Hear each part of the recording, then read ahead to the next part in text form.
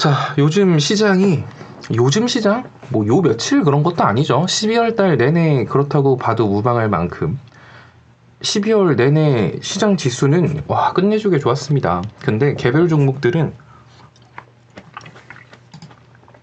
자 코스피 월봉 12월 월봉 깔끔해요. 엄청나게 잘 올랐습니다. 12월 달 지수 자체는 잘 올랐죠. 자 삼성전자 이게 삼성전자 미쳤다. 삼성전자 이게 말이 되나 싶을 정도로 12월 달에 끌어올랐습니다. 자, 그럼 시장 지수가 이렇게 끌어올라간 건 삼성전자가 한몫했다라는 거죠. 삼성전자가 오른 이유에 대해서도 오늘 장중에 제가 글로 풀어서 설명해 드렸기 때문에 다시 말로는 안 할게요. 방에서 글 한 번만 다시 읽어보면 됩니다. 자, 그런데 뭐 확진자 늘어나고 있네, 뭐 난리가 났는데 정작 코모땡 관련 섹터인 GH신소재나 이런 거는 뭐 한 25% 30% 빠졌죠. 엔투텍 말할 것도 없어요. 그냥 뭐 수직 하강했습니다. 이런 식으로 지수 자체는 올라갔는데 오늘도 지수는 올라갔어요. 결국엔 0.06%로 올라갔는데 하락 종목이 거의 1.5배 이상 많죠. 이상해요. 차라리 지금 코스닥 같은 경우 지수 0.18% 거의 빠진 것도 아니에요. 근데 하락 종목이 2배예요. 이번 달 내내 거의 이런 시장이었거든요. 그래서 지수 자체는 계속 올라갔는데 왜 자꾸 내 종목은 빠지냐? 왜 내 종목은 자꾸 퍼로딩딩해? 이런 느낌을 안 받았을 수가 없을 겁니다. 대부분의 종목들은 빠진 시장이었어요. 이번 달에 올라간 종목이라고 한다면 코모땡 변종 바이러스 백신 이런 걸로 해서 치고 올라갔든가 뭐 개별 종목 호재 아니면 그냥 우량주 아니면 정치 테마주 안철수 관련주 윤석열 관련주 이런 식으로 특수한 테마들 시장 이슈 지속적으로 시장에 깔려있는 이슈의 종목들이 움직인 게 아니라 약간 돌발 이슈들이 좀 몇 개 움직이고 나머지 다 우량주 올라갔죠. LG가 막 상한가 가고 이랬으니까 그 덩치 큰 시총 그렇게 큰 애들이 막 그렇게 움직이니까 다른 종목에 돈이 아예 안 들어갔다라고 보시면 돼요. 그죠. 시장이 엄청나게 안 좋았어요. 이거는 우량주를, 그러니까 내가 안전한 종목 투자하시고 우량주 투자하신 분들 입장에서는 꽤 괜찮았는데? 라고 느꼈을 수도 있겠지만 그게 아니라 특히 시장 이슈에 예민한 종목들 그런 거 있잖아요. 우리나라는 뭐 테마 종목으로 움직이는 시장이다 라고 해가지고 옛날에는 그게 됐죠. 야 지금 코모땡 확진자 나왔대. 야 확진자 지금 800명 넘어섰대. 야 그럼 코모땡 관련주 사자 이런 막 올라갔던 시장이 있죠. 근데 어느 순간부터 확진자가 800명이 되든 1000명이 되든 1200명이 되든 올라가긴 커녕 빠져요. 이런 식으로 시장이 계속 변화하거든요. 그러니까 주식시장이 정답이 없다라는 게 그런 거예요. 어떤 시장에서는 그런 뉴스만 나와도 막 올라가는데 또 지금 같은 시장에서는 그런 뉴스가 나와도 올라갈 생각이 없이 떨어지죠. 그래서 이렇게 시장 변화하는 거를 잘 캐치를 하셔야 돼요.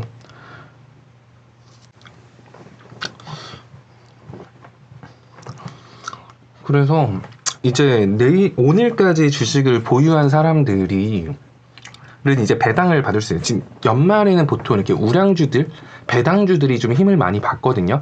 자, 그러면은 또 이제 생각을 하겠죠. 내년 연말에는 앞으로는 배당주를 사면은 돈을 벌겠구나. 근데 또 내년 연말에는 어떻게 될지 몰라요.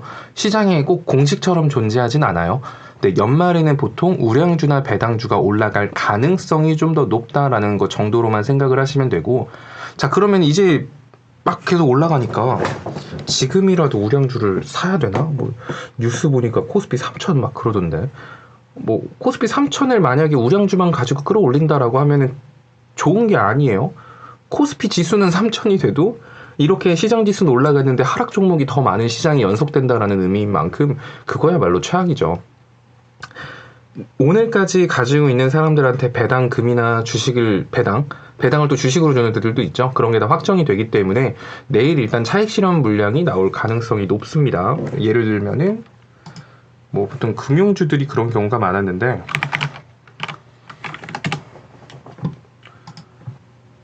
메리츠증권도 결국 480에서 나왔네. 와. 이것도 예전 추천주였죠. 자, 보시면 이렇게 배당락 시작하죠. 자, 전날이 12월 26일 이렇게 올라갔다가 배당대까지 한데 올라갔다가 배당락 되면 이런 식으로 갭자리를 만들면서 떨어지는 경우가 많아요. 이런 식으로 보면은 이렇게 떨어집니다. 이게 배당 관련주들이 이런 움직임이 많이 나와요. 또 그나마 삼성전자는 뭐 그런 게 적긴 한데 보시면 어쨌든 얘는 좀 올랐네. 어쨌든 배당 받으면은 보통 배당락 걸리면은 떨어지는 경우가 대부분이라는 거.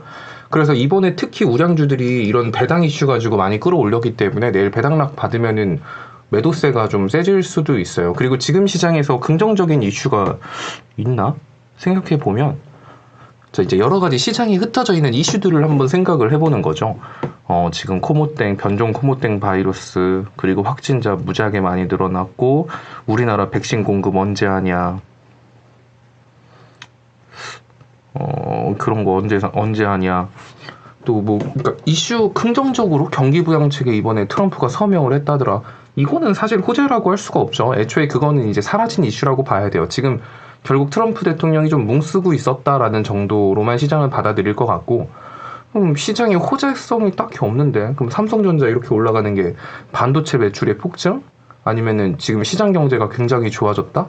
그런 것도 아니에요. 그러면은 지금 올라가는 이유를 해석할 때는 뭐 현재까지 우리가 알고 있는 내용만 가지고밖에 판단을 못 하잖아요. 그러면 삼성전자 이건희 회장의 상속세라던가 이런 부분들 때문에 올렸거나 시장이 불안하니까 배당을 주는 우량주 쪽으로 돈이 좀 쏠렸다? 뭐 요 정도 때문에 올라간 거 아닐까? 라는 걸로 판단하는 게 맞을 겁니다. 그래서 내일 배당락 걸리면서 여기서 매도세가 나오면 이 돈이 다른 쪽으로 흩어지면 상관이 없는데 만약에 여기서 돈이 이제는 어차피 배당 받을 수 있으니까 내일 팔아. 일단 시세 차익 보고 나오고 어차피 배당 받을 수 있는 권리나 배당 주식 받을 수 있는 권리는 얻었으니까 일단 돈 빼놓고 연말에 이제 남은 1, 2거래일은 그냥 관망하자 라는 게 나와버리면 우량주들 우르르 빠졌을 때 중소형주들 쪽으로도 돈이 안 들어가고 그냥 돈이 멈춰 있으면 다른 종목들도 또 빠질 거예요. 그리고 내일 시장이 되게 그 빠져나온 돈이 어느 섹터로 들어가는지 이게 되게 중요할 것 같습니다. 아마 내일 이 빠져나가는 돈이 내일 들어가는 그 섹터가 이제 1월 초반부에 주도 섹터가 될 가능성이 높으니까 내일 빠져나간 돈이 어디로 들어가느냐 이거가 내일 되게 중요하게 관전 포인트가 될 것 같아요.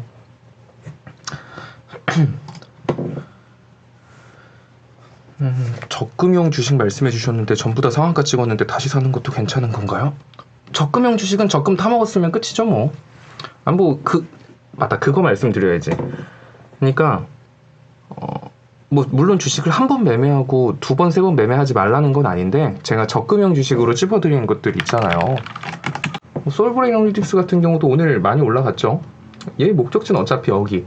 자 그러면 그거예요. 적금형 주식은 왜 매력이 있는 거냐면 적금 만기 타먹을 때까지는 여러분이 어떤 구간에서든 사고 팔고 해도 돼요. 어떤 구간에서든 내가 여기서 물렸어도 어차피 목적지는 여기기 때문에 여기서 물렸어요. 오늘 추격 매수해서 들어갔어.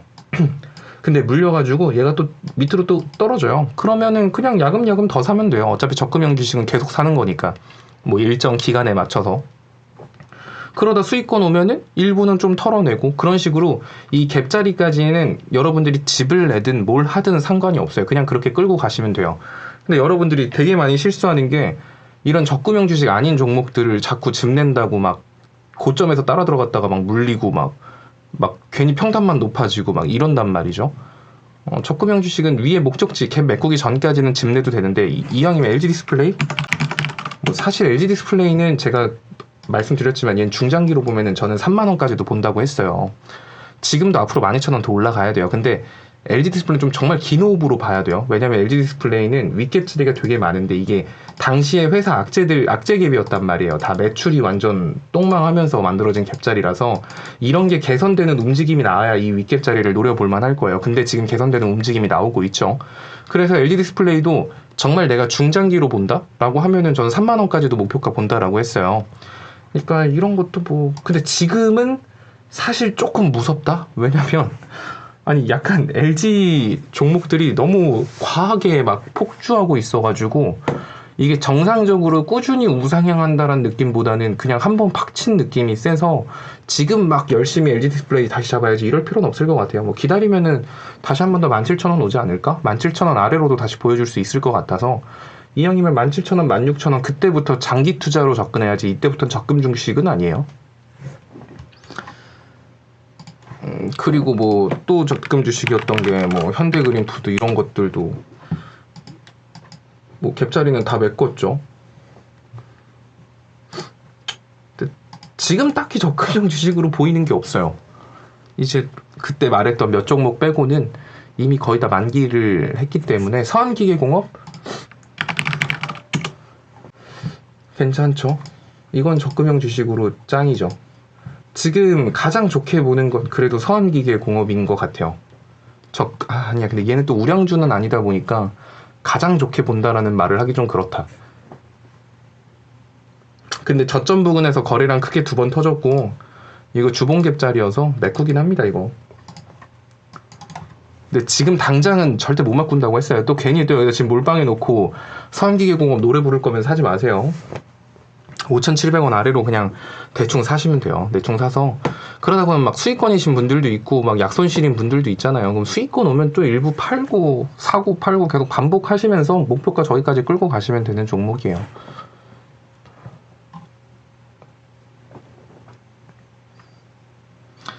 그리고 카카오게임즈도 적금형 주식이라고 말씀드렸고 뭐 이거는 말 안 해도 알죠? 또 맨날 이런다니까. 이게 꼭 적금형 주식 하나 만기나 많이 올라가고 나면은 사람들이 다 그래요. 막 이제 역시 적금이 짱인 것 같습니다 체스님 하면서 이제 막 몰빵한단 말이야. 경인도 주봉갭이었나? 주봉갭인가 일본갭인가? 어쨌든 걔도 메꿀 거예요.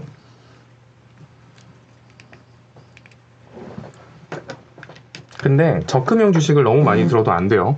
그럼 말씀드렸지만 근데 여러분들이 매매를 거듭하면 할수록 결국에는 다 그렇게 될 거예요. 왜냐면 이제 이 적금형 주식으로 몇 번 이제 제가 잡아드린 적금형 주식으로 몇 번 수익을 보면은 그때부터는 이게 솔직히 마음 편할 것 같지 않아요? 그래 그냥 천천히 조금씩 모으다가 갭 메꾸면 팔고 사고 팔고 하는데 뭐 크게 부담도 없고 위아래로 막 변동성도 엄청나게 크지도 않고 이게 편하다 이렇게 느끼시는 분들이 있을 거예요.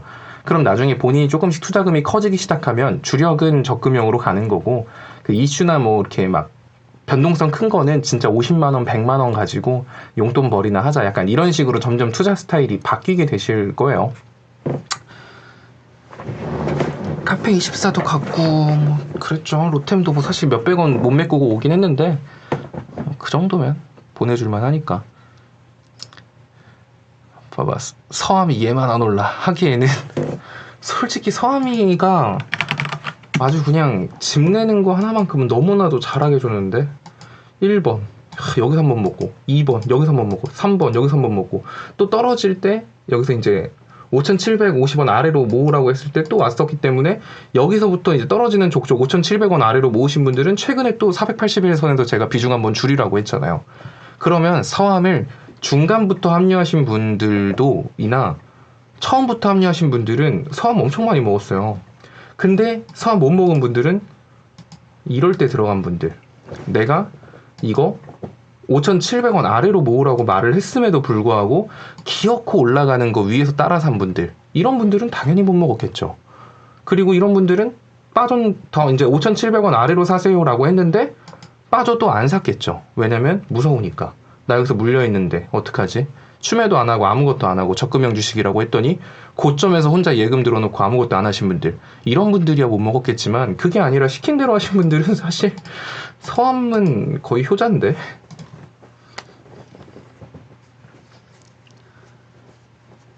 예스24요?